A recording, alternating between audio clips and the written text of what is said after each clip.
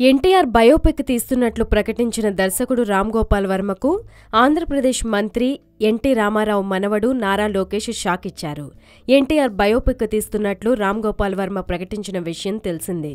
NTR biopic దర్శకుడిగా రామ్ గోపాల్ వర్మను తాము అనుకోలేదని నారా లోకేష్ చెప్పారు.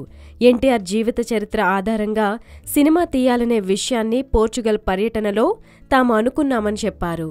ఎన్టీఆర్ పాత్రకు బాలయ్య అయితేనే సరిపోతారని తెలిపారు. దర్శకుడు ఎవరైనా సరే బాలయ్య ఉంటే సినిమా హిట్ అవుతుందని అన్నారు. ఎన్టీఆర్ జీవితానికి సంబంధించి ఎవరికీ తెలియని అంశాలు ఈ సినిమాలో ఉంటాయని వర్మ తెలిపారు.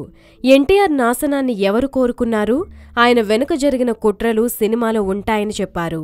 ఈ వ్యాఖ్యలకి నారా లోకేష్ సమాధానమిస్తూ ఈ సినిమాకు దర్శకుడుగా రామ్ గోపాల్ వర్మను ఇంకా అనుకోలేదని, తాతని తెలుగు ప్రజలు దైవంలా చూస్తారని, బయోపిక్ కి అందరూ ఆమోదించే విధంగా ఎవరి మనోభావాల్ని కించపరచకుండా చూసుకోవడం ఆయన వారసులుగా మా బాధ్యత అని చెప్పుకొచ్చారు నారా లోకేష్.